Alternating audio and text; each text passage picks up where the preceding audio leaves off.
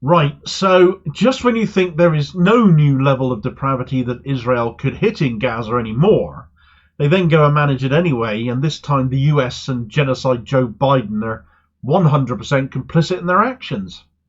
What they've done this time goes against all common decency, anything resembling humanity, and actually reveals that the US no more see the people of Gaza as human beings than Israel does.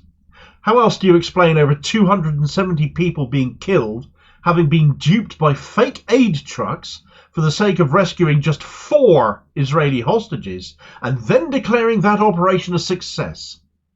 People in desperate need, starving, so you draw them out by using the pretense of aid, and when they come for it, they get slaughtered.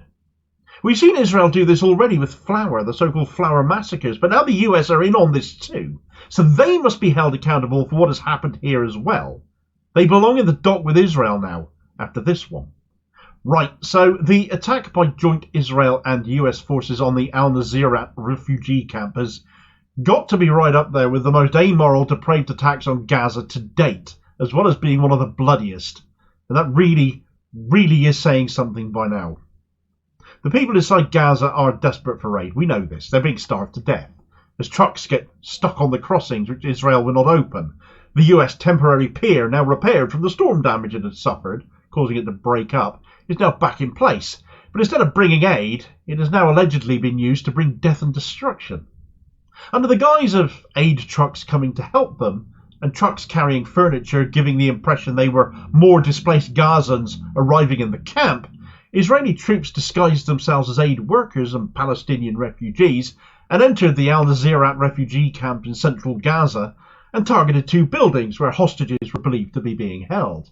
Apartment blocks, according to Al Jazeera, but an eyewitness who spoke to the Irish Times claims it was a marketplace and the Al-Orda mosque that were the main targets. So it depends which source you read as to or which version of events you see. But in order to rescue them, the ruse was so successful, because these trucks all came from the US pier, supposedly built for aid transfer, that in this case instead ushered in a massacre.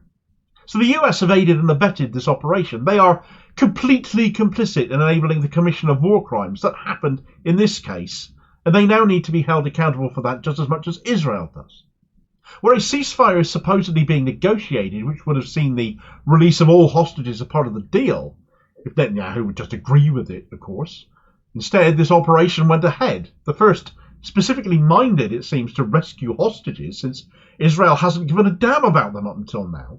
And to my mind, that is to try and win back support for the Netanyahu regime, which has been seen to be putting eliminating Hamas ahead of any desire to rescue hostages, which has been the case. So in that regard, this is as much a show to the Israeli public that the hostages do matter. But when the truth of the matter is that in 8 months they've rescued just 7 hostages, including the 4 they recovered here. And according to eyewitnesses on the ground, if they hadn't basically entered the refugee camp all guns blazing and bombs flying, they might have rescued more, since it is alleged that more Israeli hostages have been killed in this rescue attempt as well. 7 rescued. Currently, Israel have killed, it is estimated, more than 40 of their own people in their Gaza attacks, though. Worse, they are lauding these rescues as a success. But at what cost? As of this morning, rescuing 4 Israeli hostages was worth the price of 274 Palestinian lives, mostly women and children, as we have come to know and expect every time an attack like this happens, and almost 700 Palestinians injured. And they still have the nerve to call this a success.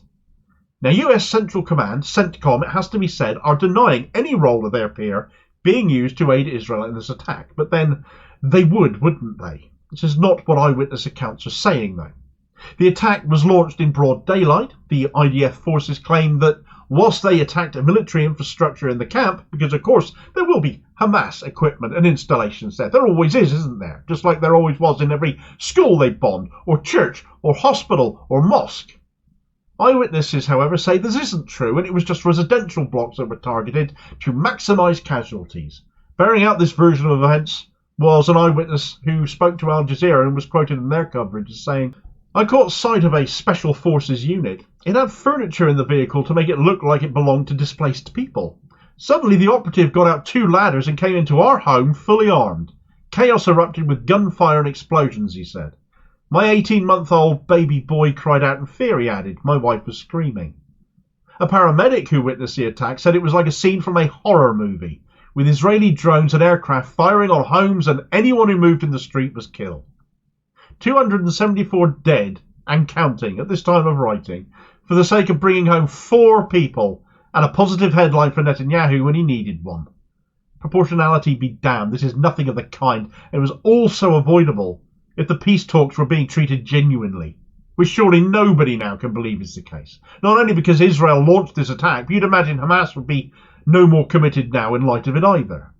In fact, those talks, which should be front and centre of the media response to events in Israel and Gaza right now, have been wiped off the front pages everywhere. Nobody's talking about them now, because all anyone is talking about is this horrific assault on ordinary people, women and children mostly, that was so completely and utterly avoidable and unnecessary. If Israel wasn't led by a power-mad maniac who was prepared to engage in peace talks to bring about a lasting peace and an exchange of hostages on both sides, though Israel, of course, calls them prisoners, perhaps it could well have been avoided. The dead and the wounded have, of course, been taken to the hospitals. They've gone to the al-aqsa and Nasser hospitals chiefly, themselves already having sustained a lot of damage from bombardment by Israeli forces, as we all know. Somehow they are still functional to an extent, but not nearly sufficiently to cope with the casualties now pouring through the doors following this brutal assault. The hospitals are now being described as looking like slaughterhouses, with patients, including children, lying everywhere in pools of blood, and despite having had their ban extended from reporting in Israel, Al Jazeera are of course still reporting from within Gaza, and one of their reporters, Hind Chowdhury, gave an account from al-Aqsa. The hospitals are overwhelmed. You can't imagine. The people are on the floor, medics, volunteers, everyone is trying to help them. There's no place for them. They're even trying to put more injuries in other departments in the hospital.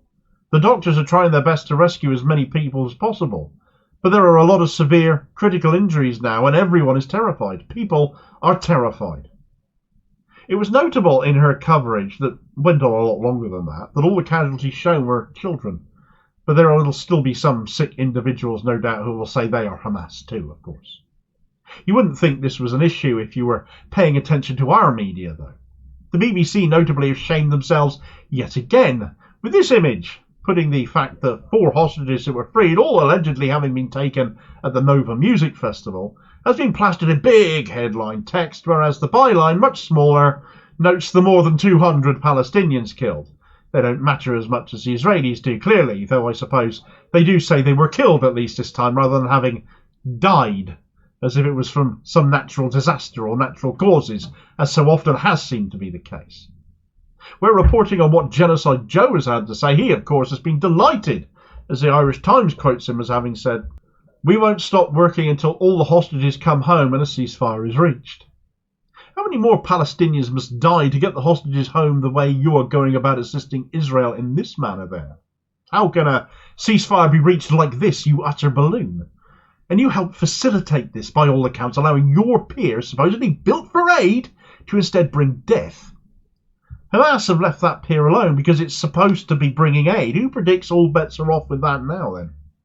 Biden, equally predictably, didn't mention the Palestinian fatalities at all, reinforcing my belief now that Biden, Antony Blinken, the rest of the administration supporting US actions in support of the genocidal Netanyahu regime, value these people's lives no more than Israel does.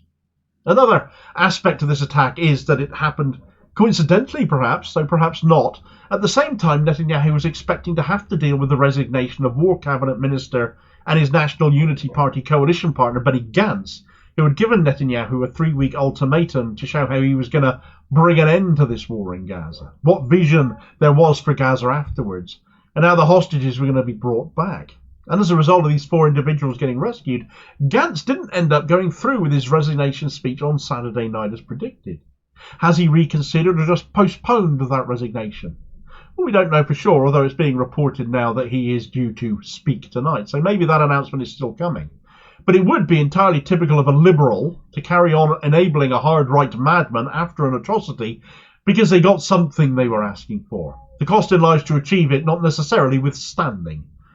Israel have impersonated aid workers in order to commit this assault. And this is itself a war crime called perfidy. And it isn't the first time they've done this either. They've committed perfidy, as this story about soldiers entering a hospital disguised as medical staff to commit assassinations of alleged Hamas operatives we'll tell you all about. All banned under the Geneva Conventions as it is. And I'll hopefully catch you on the next vid. Cheers, folks.